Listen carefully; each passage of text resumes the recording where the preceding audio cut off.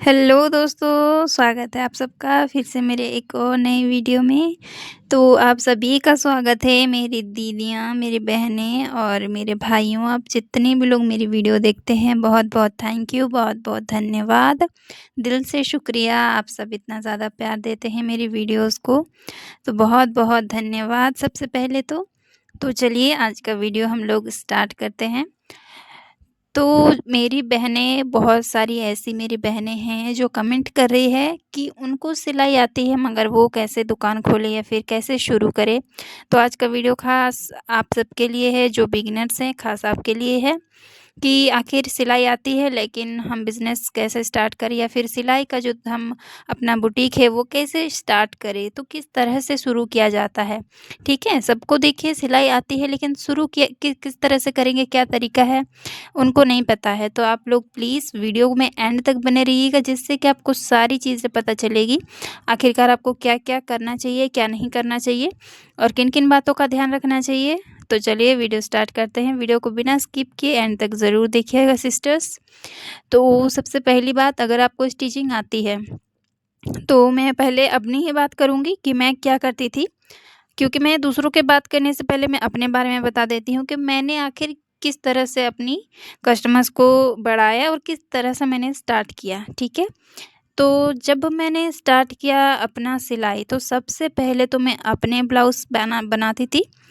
जितना हो सके उतना मतलब फैशनेबल डिज़ाइनर ब्लाउज़ बनाने की कोशिश करती थी। जो ट्रेंड में चलता है उसी को बना देती थी और सबसे ज़्यादा डिज़ाइनर किस तरह से दिख सकता है मेरा ब्लाउज़, ठीक है? उस तरह से मैं अपने ब्लाउज़ पहले बनाती थी और पहनती थी और कहीं भी कुछ भी होता था फंक्शन वग़ैरह, वहाँ पे पहन के मैं खुद जाती थी अपने ब्लाउज़ेज़।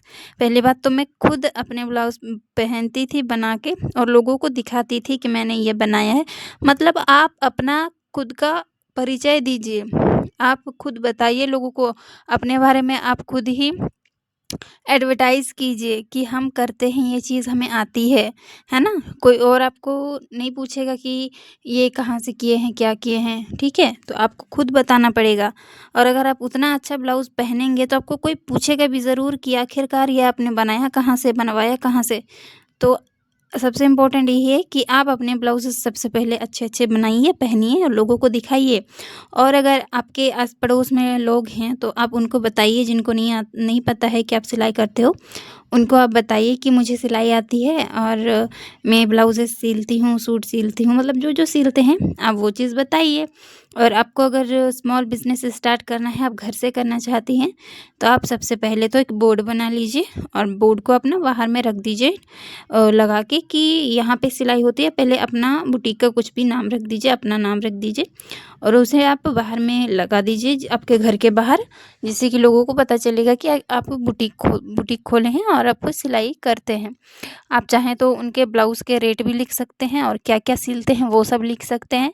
लेकिन आप अपना एक बुटीक का नाम ज़रूर दें, जैसे कि मेरा अगर हुआ तो Raveena boutique, Raveena ladies tailor, इसी तरह से आप अपने बुटीक का कुछ भी नाम रख के बाहर में लगा दीजिए। ये हेल्प मिलेगी आपको, लोगों को पता चलेगा और आपकी बिज़नेस स्टार्ट होगी, शुरू होगी और आपके घर में लोग स्टिचिंग करवाने के लिए आएँगे। और आजकल देखिए सोशल मीडिया का ज़माना है, आपको पता है, बहुत ही ज़्यादा सोशल मीडिया से ज़्यादा वायरल जो होता है, वो आजकल कहीं से वायरल नहीं होता। हम अपने आप वायरल कुछ नहीं कर सकते, सोशल मीडिया अपने आप वायरल कर देता है, ठीक है? तो WhatsApp, Facebook, Twitter, Instagram, Facebook ये सब हम लोग चलाते हैं, नॉर्मल चलाते हैं हम लोग सब लोग। तो ना आप अपने व्हाट्सएप पे अपने ब्लाउज़ और सूट जो भी सिलते हैं, वो सब आप स्टेटस में लगाइए।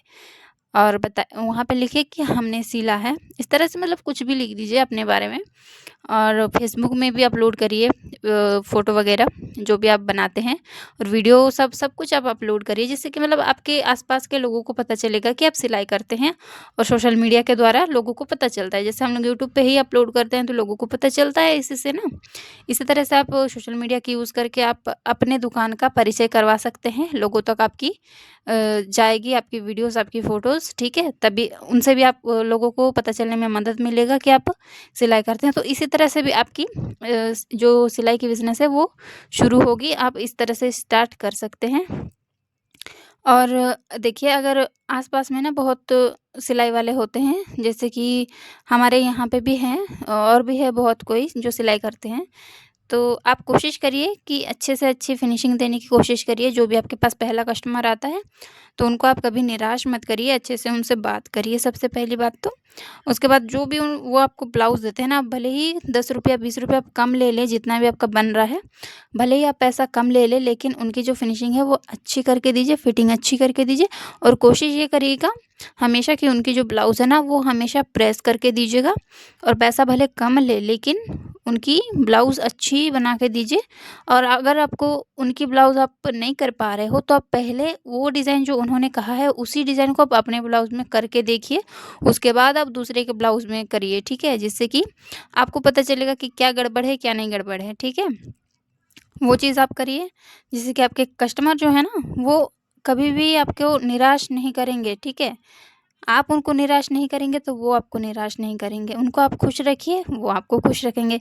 कस्टमर हमारे भगवान हैं, देखिए कस्टमर को हमें खुश रखना है किसी भी हाल में। भले पैसा वो कम दे दें, लेकिन हमें उनकी स्टिचिंग अच्छी करनी है। और एक ना एक दिन पैसा ज़्यादा ज़रूर दे के जाएँगे।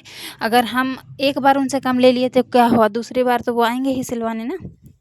उस टाइम आप उनसे ज़्यादा पैसे ले लीजिए और अच्छे से अच्छी उनकी फिनिशिंग करके दीजिए, जिससे कि दोबारा वो आपके पास स्टिचिंग करवाने के लिए आएँगे और आपकी प्रॉफ़िट होगी, ठीक है? तो आप इस तरह से स्टिचिंग का बिज़नेस स्टार्ट कर सकते हैं।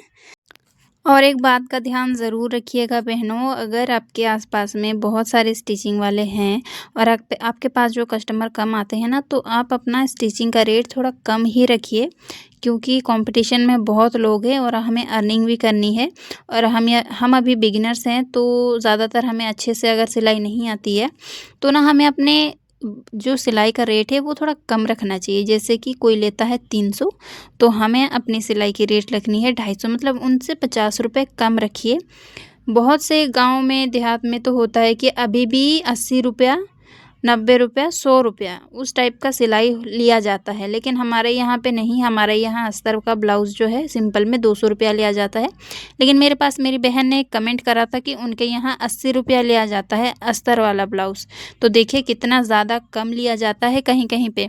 तो आप ना उस हिसाब से थोड़ा अपना रेट थोड़ा कम रखिए, मतलब इतना भी मत कम रखिए जिससे कि आपका प्रॉफ़िट ना हो, लेकिन इतना भी ज़्यादा ना रखिए कि आपके पास कस्टमर ही ना आए। हमें सिलाई भी अच्छी नहीं आती है और हम रेट भी इतना ज़्यादा ले लेंगे, तो कस्टमर एक तो 2-4 बातें सुनाएँगे, दूसरे लोगों को बताएँगे हमारे बारे में कि यहाँ पे ना इतना घटिया सिलाई होता है और पैसा भी इतना ज़्यादा लेती है। तो लोगों से हमें बातें नहीं सुननी है, ठीक है? तो हम भले पैसा कम लेंगे, लेकिन अच्छी सिलाई करके देंगे, कस्टमर को हमें खुश रखना है, क्योंकि वो एक बार हमसे सिलवाएँगे ना, तो दूसरे जगह वो बोलेंगे ज़रूर कि हमने वहाँ पे सिलवाया था, ठीक है? और उनका नेचर भी बहुत अच्छा है, तो नेचर ठीक रखो और लोगों से बातचीत अच्छे से किया करो और रेट थोड़ा-सा कम रखो जब आप न्यू हो, ठीक है? जब आप पूरा प्रॉपर आप सीख जाओगे, स्टिचिंग में मास्टर जब हो जाओगे, तब आप अपनी रेट जितना चाहो उतना रख सकते हो, क्योंकि आपकी सिलाई की आदत हो जाएगी लोगों को, ठीक है? आपके यहाँ ही सिलवाने की उनको आदत हो जाएगी, तो आप जितना पैसा बोलोगे उतना पैसा वो दे के जाएँगे, अगर आपकी सिलाई अच्छी हुई तो। तो आप इसी तरह से बिज़नेस अपना स्टार्ट कर सकते हैं अगर आप न्यू हैं तो। कुछ-कुछ बातों का ध्यान रखिए जो भी मैंने कहा है, और इसी तरह से ही अपना बिज़नेस स्टार्ट करिए। और अगर आपको सिलाई आती है तो कभी भी खाली ना बैठे, हमेशा कुछ ना कुछ करते रहिए और आपकी भी सिलाई में बहुत ही ज़्यादा बढ़ोतरी आएगी, बहुत ही ज़्यादा आप आगे जाएँगे और बहुत ही ज़्यादा आप मेहनत करिए, जिससे कि आपकी अर्निंग बहुत ज़्यादा होगी। इसी तरह से ही हम भी लगे रहते हैं काम पे, आप भी लगे रहिए, कभी भी अकेले और चुपचाप ना बैठें, हमेशा कुछ ना कुछ करते रहिए।